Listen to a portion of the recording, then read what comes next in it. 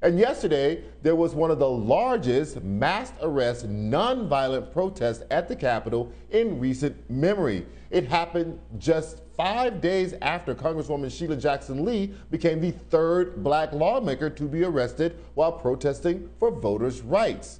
A Capitol Police spokesperson says that 204 people were arrested in Washington yesterday while demanding federal action to preserve voting rights and raise the minimum wage.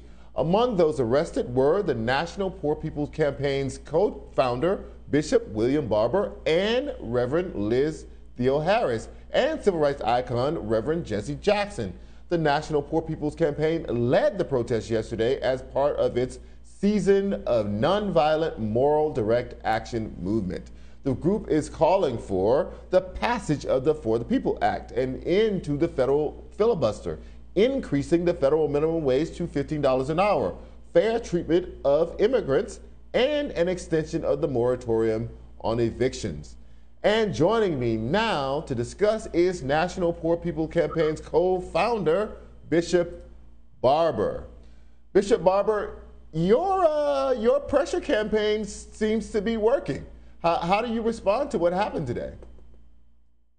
Well, it certainly is powerful. The Poor People's Campaign, a national call for moral revival, visited with Congressman Corey on Sunday night after I delivered a national message from the church there. And, you know, we've been engaged for 6 weeks. We said we were going to have 6 weeks of Moral Mondays and this massive moral direct action. Started out with calling every congressperson, senator, and the president.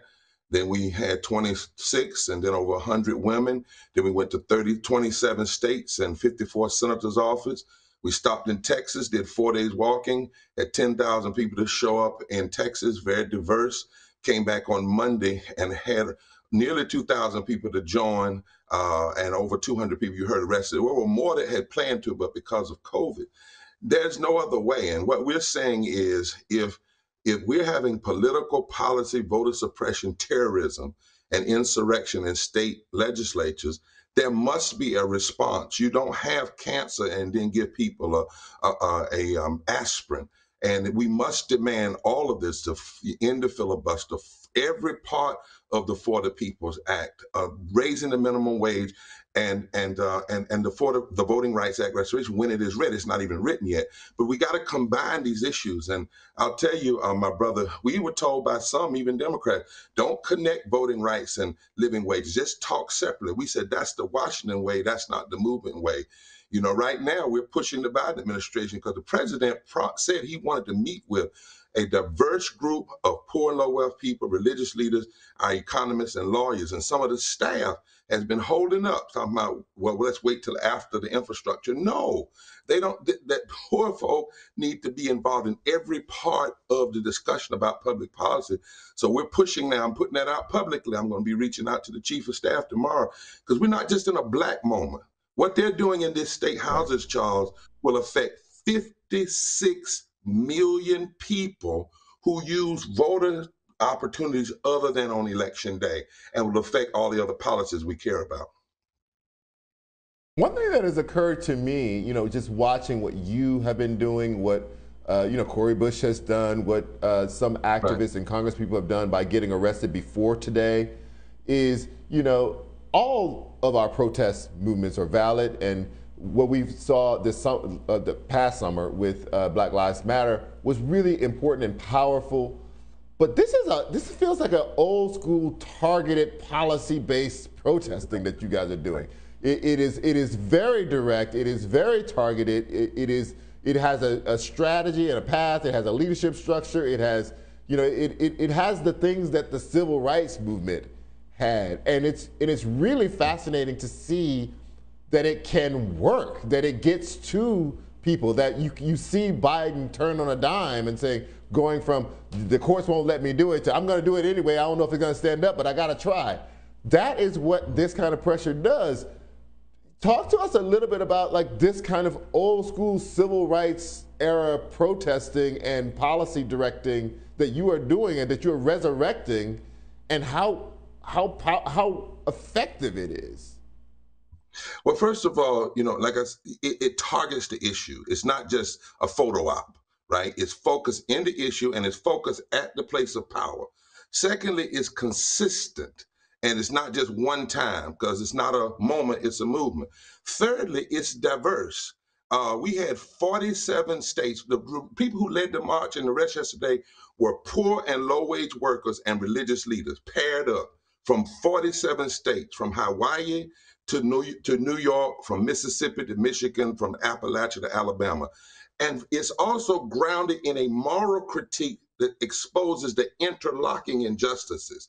So it doesn't fit the kind of Washington, D.C. two-step and the easy answers to get away from it. And because of that, it begins to cause the system to have reverberation. It wasn't until we marched on Manchin with a diverse group of people in June that he started talking about compromise. We got calls yesterday from the White House because what is happening.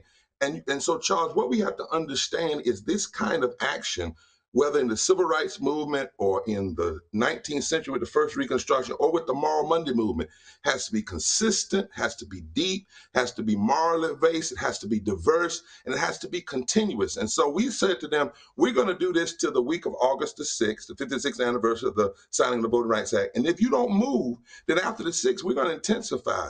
We're going to the states. We already got calls to march on state capitals, starting with West Virginia.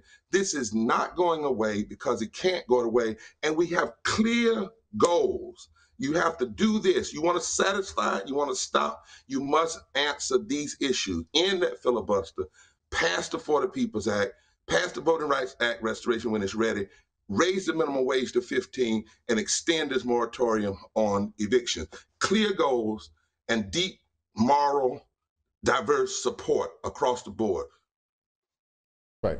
On the Voting Rights Act, just before we go, I have about a minute left here, but on the Voting Rights Act, it looks like that they are trying to do a Manchin plus. Take the things that Manchin likes, add a few more things to that, basically cannibalize the two bills that now exist, take something from each, throw a bunch of the stuff in both of them overboard, and see if that will pass.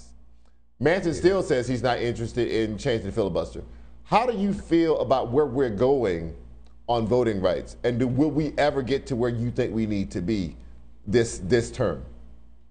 I think it's the wrong strategy because first thing you got to have is, are you going to end the filibuster, right? And if you negotiate down it, he still won't end that. You haven't done anything. So you ought to say, we're not voting on a thing in your infrastructure that's going to give West Virginia one thing until we agree to end the filibuster. Number two, you ought to say, we want all of what John Lewis, he wrote the For the People's Act. Manchin doesn't know anything about that. And if he knows about it, he's committed to the wealthy oil people, and fight for that and let this pressure work and hold it. Don't give up so quickly. And then don't let them cannibalize both bills. What part of the For the People's Act are you going to cut? The part that protects access to the ballot? The part that deals with gerrymandering? The part that deals with dark money? The part that deals with ethics? Which one of those can you cut?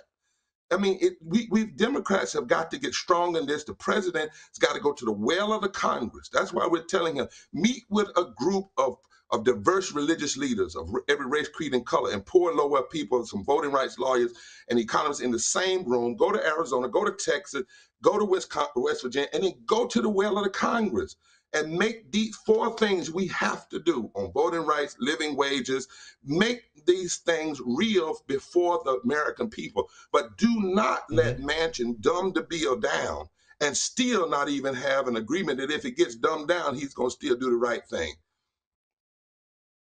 Bishop Barber, you're doing yeoman's work, and I want to thank you for your time tonight, sir.